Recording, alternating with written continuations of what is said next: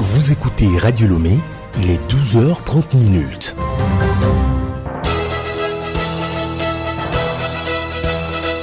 Le journal Kélim Poyode.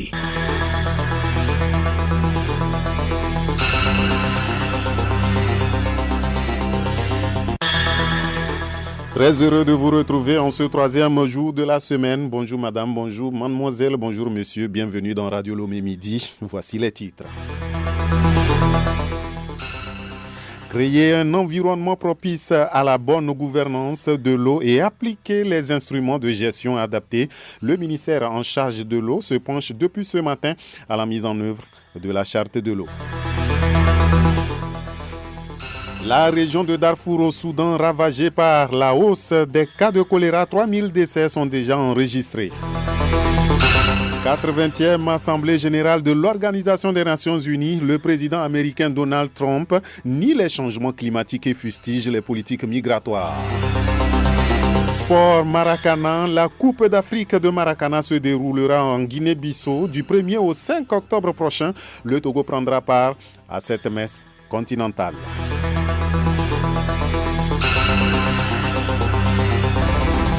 radiolomé.tg. Encore une fois, bonjour et bienvenue. L'eau douce, indispensable à la vie, au développement et à l'environnement, est une ressource limitée et vulnérable. Elle ne constitue que 2,5% du volume de toute l'eau de la planète. Au Togo, les ressources en eau souterraine renouvelables annuellement sont estimées entre 5 et 9 milliards de mètres cubes et les eaux de surface de l'ordre de 10 milliards de mètres cubes par an en moyenne. L'actuel essor démographique urbain implique une augmentation des besoins en eau douce. Et justement, le Togo dispose d'une charte de l'eau qui promeut la connaissance de la Convention sur l'eau et particulièrement des obligations de Convention sur l'eau au niveau national et aussi une valorisation des ressources en eau compatibles au changement climatique pour renforcer la résilience des populations et des espaces vulnérables. Nous y reviendrons. Stimuler l'innovation et accélérer la croissance économique au Togo, un cadre stratégique clair et cohérent est en cours de validation. C'est l'objectif d'un atelier de 3 jours organisé par l'Institut national de la propriété industrielle et de la technologie INPIT avec l'appui financier de l'Organisation mondiale du commerce. Il vise à valoriser les produits togolais et à accroître leur présence sur les marchés régionaux et internationaux. De près de 40 experts et spécialistes en propriété intellectuelle et de l'administration publique et du secteur privé sont réunis à Lomé. Ce rapport prend en compte les besoins identifiés par le Togo et soumis au Conseil de l'accord sur les aspects des droits de propriété intellectuelle qui touchent au commerce en 2013. Autre chose dans cette édition, les Togolais se sont souvenus de l'attaque terroriste survenue il y a 39 ans hier. Une journée riche en événements à travers tout le territoire national. D'une seule et unique voix, le peuple togolais a réaffirmé son attachement à la politique de paix du président du Conseil, Faure Sozimna Gnassingbé. Les manifestations ont été marquées par des dépôts de gerbes au pied des monuments de Lomé à Saint-Cassé et une conférence publique en l'honneur au père de la nation, feu général Gnassingbé et Yadema. Récit Hortense Djoua. Cette conférence qui a lieu ce 23 septembre, jour anniversaire de l'agression terroriste de 1986, a permis de saluer le courage et la bravoure des forces de défense et de sécurité. Il s'est également agi de les honorer pour leurs multiples sacrifices dans la préservation de la paix au Togo. La première communication, intitulée « Les forces de défense et de sécurité à l'épreuve de la stabilité nationale et de la paix », a été présentée par professeur Essouna Tanang, maître de conférence, chef de département d'histoire à l'université de Kara, membre de la commission scientifique des hommages du père de la nation. Ce dernier a indiqué qu'à travers son engagement, sa rapidité et son efficacité, l'armée togolaise a beaucoup œuvré pour garantir la paix, l'unité et l'intégrité nationale. Les forces de défense et de sécurité ont également participé aux missions de maintien de la paix en Afrique et dans le monde. Cette conférence voulait rappeler ces différents événements de l'histoire du Togo et rendre également hommage aux forces de défense et de sécurité qui ont fait preuve de bravoure et d'engagement pour défendre la sécurité intérieure du Togo, pour assurer la paix nationale et également leur participation dans les différentes missions de maintien de l'ordre et de la paix dans le monde. La dernière communication a porté sur le thème « Le général Eyadema et le renforcement des liens armée-nation ». Celle-ci a été présentée par professeur Maoussé Akwe Adotevi Kpako, directeur de ISICA. Ce dernier a indiqué que feu général Eyadema a bâti et modernisé l'armée togolaise. L'orateur a aussi relevé le climat de confiance qui règne entre les deux entités. Tout ceci permet aux forces de défense et de sécurité de faire face aux différents défis auxquels la population est confrontée. Il faut également citer ici les actions médicales gratuites menées par la Direction centrale du service de santé des forces armées togolaises dans le cadre de la commémoration du 20e anniversaire du rappel à Dieu du Père de la Nation. Ces opérations visaient à offrir aux populations les plus vulnérables un accès gratuit à des soins de santé de qualité, en particulier des consultations générales et des actes chirurgicaux. Toutes ces actions des forces de défense et de sécurité constituent des signes forts de renforcement des liens armée-nation et le cas particulier de l'Agence nationale de protection civile en est suffisamment suggestif. Le ministre de l'administration territoriale, de la décentralisation de la chefferie coutumière, Awatero Dabalo, président du comité d'organisation des hommages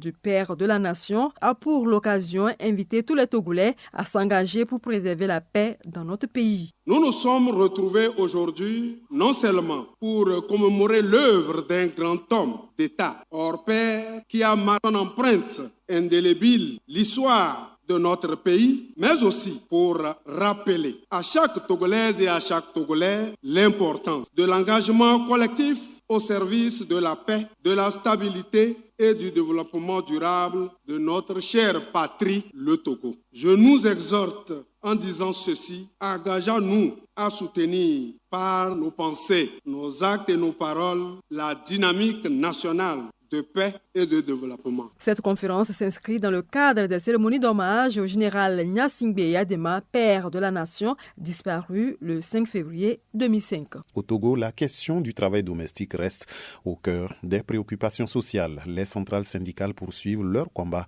pour faire de cette activité un emploi digne et respecté à travers un plaidoyer en faveur de la ratification de la Convention 189 de l'Organisation internationale du travail. Adam Adjirounou. Dans leur rôle de défense des droits et intérêts des travailleurs, les centrales syndicales multiplient les initiatives pour promouvoir le respect et la reconnaissance de cette catégorie de travailleurs. Réunies ce mardi autour d'un atelier multi-acteurs, elles ont partagé un argumentaire de plaidoyer en faveur de la ratification de la Convention 189 de l'Organisation internationale du travail, qui offre une protection spécifique aux travailleurs domestiques. Bonjo Kwame Doji, consultant sur les questions de la justice sociale. C'est pour attirer davantage l'attention des gouvernants sur le fait que cette tranche de travailleurs au Togo est lésée. Et il est fondamental que le gouvernement puisse mettre sur le plan d'égalité toutes les couches des travailleurs pour qu'on puisse avoir la cohésion sociale, la paix, que le développement participatif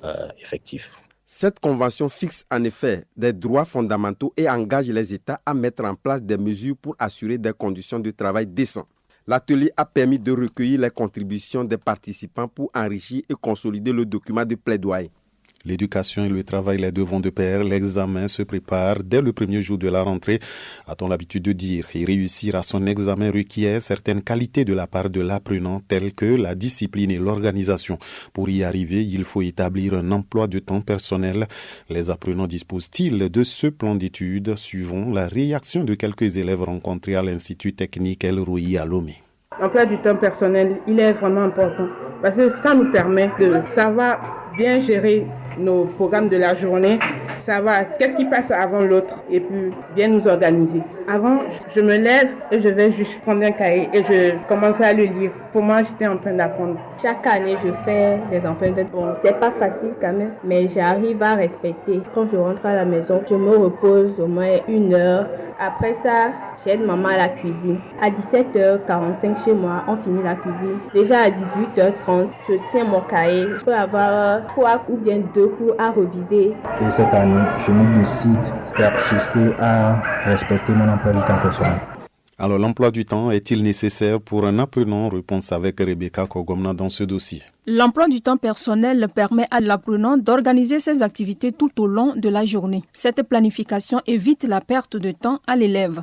Chikpendo Eyazimam Worldlight, surveillant à l'Institut technique El Roi. Tout apprenant qui aspire à la réussite à la fin de l'année, l'emploi du temps personnel est un impératif. Sans emploi du temps personnel, on ne pourra pas bien apprendre. L'emploi du temps personnel nous préserve le voleur de temps. Les réseaux sociaux, les amis qui peuvent passer à tout moment, allez, on va aller faire ceci, on va causer. Quand on n'a pas un planning, on peut être emporté par tout vent. Mais quand on est organisé, on sait que de telle heure à telle heure, je dois apprendre ça. De telle heure à telle heure, je me repose. Notre temps sera efficacement géré. Un apprenant qui n'a pas d'emploi du temps personnel aura tendance à privilégier certaines matières au détriment des autres. Chikpendo Eyazimam Worldlight. Quelqu'un qui n'a pas un emploi du temps personnel, vous allez voir, il peut aller réussir à l'examen, mais il n'a pas la moyenne qu'il devait avoir. Imaginez un enfant qui aime les mathématiques. Toutes les fois, il va vouloir apprendre ses cahiers de maths, il va négliger la littérature et il sera pénalisé à l'examen. Mais quand on a un emploi du temps personnel, on apprend tout sauf rien. Voilà, d'où l'emploi du temps personnel est très important. Concevoir un emploi du temps personnel est important, mais le respecter demande de l'apprenant de la discipline. Midi 41 en temps universel et à Soumdina où vous nous suivez sur 92.7. Santé à présent, dans cette édition, nous parlons de l'importance de contrôler notre vision pour une meilleure santé oculaire. Les parents sont appelés à surveiller de près la vision de leurs enfants, surtout ceux des apprenants. Alice Berthe Barandao. Les maladies infectieuses oculaires regroupent un certain nombre de pathologies dont la gravité varie selon des parties de l'œil atteintes. Et souvent, lorsque nous avons des problèmes d'yeux, on a tendance à mettre toutes sortes de substances dans l'œil, ce qui complique le mal. Isidore Tibé, opticien à Aide Vision Optique, y a-t-il vraiment un danger face à ce fait? L'œil est un organe de la vision. Alors, si vous perdez l'œil, vraiment, vous êtes foutu. Souvent, quand les gens ont des problèmes d'yeux, ils mettent de l'eau sucrée. Souvent, les bonnes femmes mettent le lait maternel sur les yeux, ce qui n'est pas bon. Il est préférable d'aller consulter un ophtalmologue qui est spécialisé dans la maladie des yeux. La santé des yeux doit être surveillée tout le long de notre vie. En tant que parents, nous sommes tenus de surveiller de près la santé oculaire de nos enfants afin de détecter très tôt les éventuelles affections. C'est à nous les parents de contrôler leur vision chez des spécialistes ophtalmologues. Ne pas donner à boire aux enfants de l'eau trop glacée. Éviter aussi l'automédication, c'est-à-dire ne pas mettre des produits dans les yeux sans prescription médicale. Isidore Tibé revient avec des conseils pratiques. Il faut éviter de lire à une lumière trop forte ou trop faible et à une distance trop proche des yeux. Éviter de nettoyer les yeux avec les mains ou les objets sales. Il faut toujours protéger ses yeux, surtout quand on est à moto. Il faut porter des verres de protection pour ne pas laisser la poussière pénétrer dans les yeux, se protéger contre le soleil, contre les lumières ultraviolets. C'est l'œil qui nous ouvre sur le monde. Protégeons-le pour une meilleure vision. Prochain rendez-vous mercredi prochain. Le journal Kilim Poyodi. Radio Lomé écoutée partout dans le monde sur satellite, sur l'internet et également à travers notre application Radio Lomé. Les nouvelles à travers le monde à présent. Le nombre de cas de choléra signalés augmente. À Darfour, plus de 3000 personnes sont mortes. Et cette maladie dans tout le Soudan au cours des 14 derniers mois de guerre civile, a déclaré mardi l'Agence sanitaire des Nations Unies. L'épidémie actuelle de cette infection bactérienne causée par des aliments ou de l'eau contaminée s'est propagée dans les 18 États de ce pays déchiré par la guerre, après avoir éclaté dans l'État de Kassala en juillet dernier, selon l'OMS. Lors de son discours à l'Assemblée générale des Nations Unies, le président américain Donald Trump a vivement critiqué les politiques climatiques et migratoires européennes. Il a qualifié le changement climatique, je cite, de plus grande escroquerie jamais commise à l'échelle mondiale, accusant les institutions internationales d'avoir exagéré les dangers et ruiné des économies nationales. Le président américain a également dénoncé les programmes d'aide aux migrants, affirmant que l'ONU finance ainsi une attaque contre les pays occidentaux. Du sport, comme vous l'avez déjà écouté à travers ce jingle, la SCK de Kara et Bolesou Danero sont les deux représentants togolais en Coupe interclub africaine. Ces deux clubs vont encore se produire ce week-end. C'est dans le cadre de la manche retour du premier tour préliminaire en Maracana. 15 éperviers vont défendre les couleurs du Togo à la CAN. Solim Lemou. Depuis lundi, les 15 éperviers maracaniers sont connus. Ils sont, entre autres catégories, des juniors, seniors et super seniors qui prendront part à la CAN en Guinée-Bissau. Dans la liste publiée par le sélectionneur national Amadou Boukari, on retrouve 5 juniors dont Aboda Kofi Joël, Afo Nanyo Jawad, tous de Flamengo MC, Agbobara Komlan Yaira Yannick de MCL, Apete Kofi d'Elite MC et Korodou Sadat de Simasi MC. Les seniors sont 7. Adinon Ferdinand de Flamengo MC, Adjogble Kojovi, Afanou Nicolas et Kangbeni Kossi, tous de EDL MC. Akutan Ayaovi de Rangers MC, puis Sewonou Komi de Renaissance MC. Le reste de l'effectif se compose de 3 super seniors. Akpo Gede Yao de MCL, Peglo Kosivi de Renaissance MC et Ouro Mustafa de DL MC. Avec cet effectif de qualité, le Togo, à travers la Fédération togolaise de Maracana Fetoma, ambitionne de revenir avec le trophée. En rappel, 11 nations prendront part à cette CAN en Guinée-Bissau du 1er au 5 octobre. Et pour une bonne campagne, les éperviers maracaniers ont effectué une dernière séance mardi au municipal de Lomé. Coupe continentale africaine et les matchs retour du premier tour des éliminatoires sont au menu du week-end. Après un court revers au match aller, 0 but contre 1, Bolesou Danero se prépare activement pour le retour à Lomé. Les requins mâles du littoral ont à cœur de renverser la tendance, voire remporter le match avec 2 buts d'écart sans en encaisser en Coupe de la Confédération. En Ligue africaine des champions, ASK de Kara, après le nul 1 but partout à Lomé, se déplace au Maroc pour y jouer à RS Berkane du Maroc. En attendant leur départ de Lomé ce jeudi, les chauffeurs de Kara ont effectué une dernière séance nocturne mardi.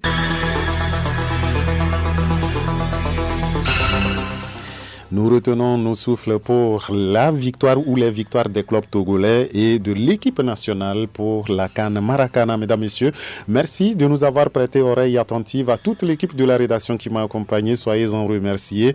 Et surtout, très bonne suite de nos programmes. À très vite.